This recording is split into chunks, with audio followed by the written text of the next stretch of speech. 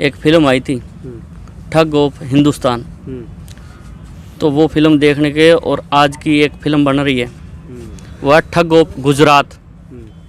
जो ये प्रधानमंत्री के लिए ऐसे शब्द यूज करना हमें अच्छा नहीं लगता, लेकिन जो हरकतें ये देश में कर रहे हैं, देश को 50 साल पीछे ले गए हमारे अमित शाह जी, हमारे मोदी जी, और जिनके लिए लेके गए उन्होंने देश को बेच दिया, किसानों को बेच दिया इन्होंने।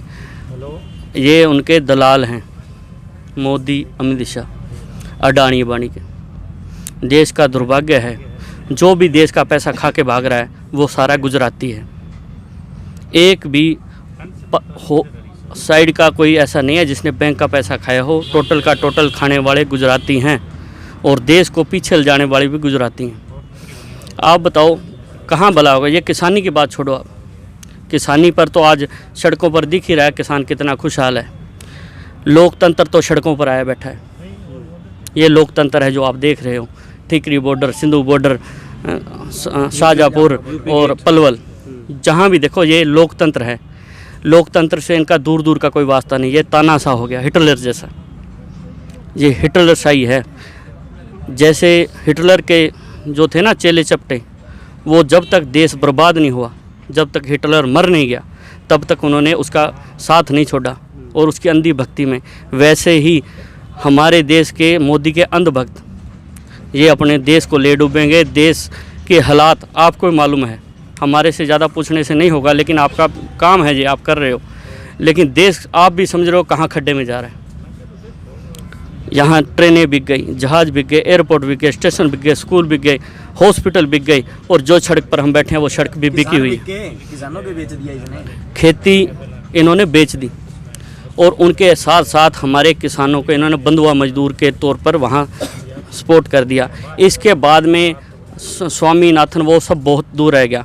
हम दोबारा गुलामी की ओर जा रहे हैं। आज का दौर जहाँ हम बैठे बात कर रहे हैं, ये गुलामी का दौर है। ऐसा दौर ना तो पहले कभी देखा और ना सुना। सुना था आज़ादी की लड़ाई, हमने देखी नहीं थी। ये दूसरी आज़ादी की लड़ाई है, और वो बहुत ही भाग्यशाली हैं जो इस लड़ाई में भाग ले रहे हैं, और वो ही दुर्भाग्यशाली होंगे जो हमारा किसानों का साथ नहीं देंगे। क्योंकि यदि ये लड़ाई हारे तो पूरा देश हारने वाला है। एक किसान की बात नहीं है, ये पूरे देश की बात है।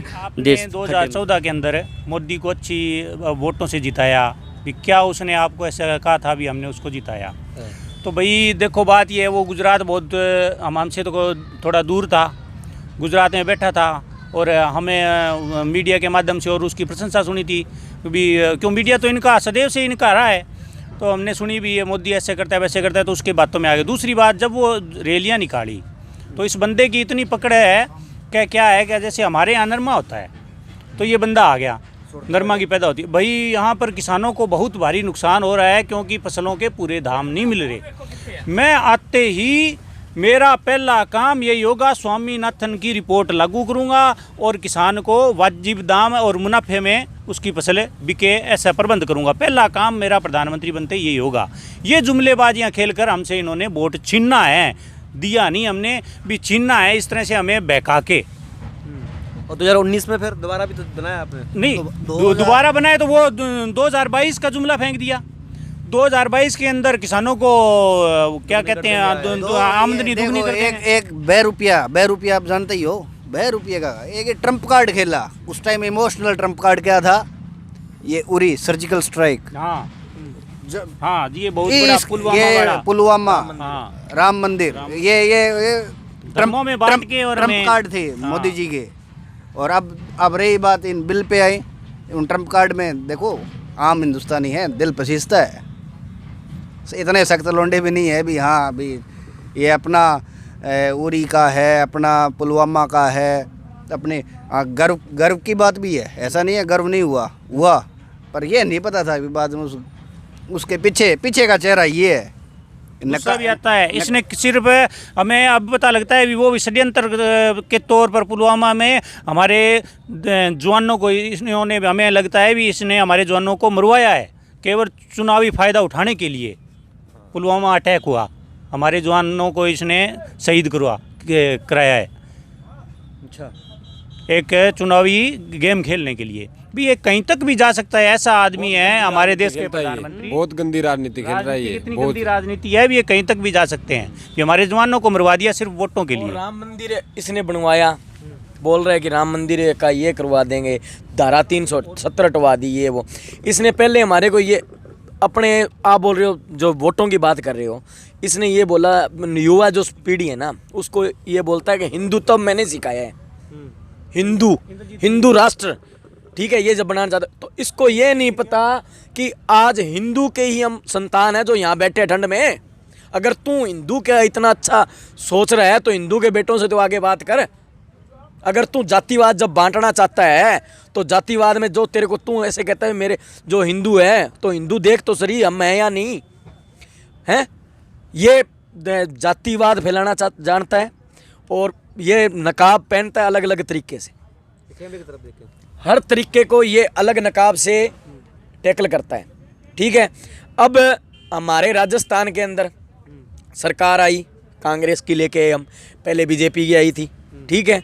ऊपर मोदी को वोट दिया, युवा जो संघ था, जो लड़के थे, उन्होंने मोदी को ऐसे देखा कि एक राम मंदिर का इसने हमारे को दिया। दूसरी बात, इसने जब पहले चुनाव लड़ा था, इसकी पहली मोनोपॉलिसी ये थी कि स्वामीनाथन रिपोर्ट लागू कराऊंगा मैं। कांग्रेस सरकार क्यों नहीं स्वामीनाथन रिपोर्ट लागू कर रही? अगर स्वामीनाथन रिपोर्ट लागू कर देगी तो किसान कहाँ पहुँच जाएगा? तो अब वो स्वामीनाथन रिपोर्ट कहाँ गई? सरकार तो कह रही है 2018 से कि हमने स्वामीनाथन की रिपोर्ट लागू कर दी है। C2+50 A2 लागू किया है, C2 नहीं किया। C2 प्लस वो, हाँ, C2 प्लस 50% है, वो लागू नहीं किया। A2 लागू किया है। A2 लागू है। A2 लागू में 150 रुपये वो फायदा है उसका। वो C2+50 हो, वो है पूर्ण स्वामीनाथन रिपोर्ट। अगर हाँ ये कह रहे हैं हमने स्वामीनाथन रिपोर्ट लागू कर दी तो सरकार अपने पीएमओ से नोटिस निकलवा दे, नोटिफिकेशन लगा दे भी हमने C2 लागू कर दिया। वो तो नहीं निकाला ना सरकार ने। सरकार को लग रहा है अभी हम भ्रमित है, हमें पता नहीं है, तो सरकार हमें अपना पूर्ण सत्यापन का ठप्पा लगा दे भी ये नोटिफिकेशन निकाल दे पीएमओ से भी ये हमने C2+50 लागू कर दिया। सरकार की भी कुछ भी है, ये हम सवाल पूछ सकते हैं सरकार से भी, सरकार क्यों नहीं लागू? सरकार ये, अगर सरकार ने स्वामीनाथन आयोग रिपोर्ट लागू कर दी है, सरकार को डरना तो नहीं चाहिए ना। C2+50 लागू नोटिफिकेशन निकाल दे भी, C2+50 है वो लागू हो गया और ये नोटिफिकेशन है पीएमओ की तरफ से जारी होता है और प्रधानमंत्री के हस्ताक्षर हो उस पर। एक बार आप दर्शकों को C2+50% का मतलब समझा दीजिए। C2+50 है बीज की लागत, कॉस्ट, फर्टिलाइज़र, पेस्टिसाइड, ज़मीन का ठेका, किसान की मेहनत, और जितने भी मजदूरी, किसान की मजदूरी और किसान की मजदूरी और फिर परिवार में सदस्य हैं उनकी सबकी मजदूरी जोड़ी जाती है उसके अंदर। फिर टोटल कॉस्ट ऑफ प्रोडक्शन। हाँ, टोटल कॉस्ट ऑफ प्रोडक्शन। और आजकल टोटल कॉस्ट ऑफ प्रोडक्शन आपको बताने की ज़रूरत नहीं है। डीजल 80 रुपये है,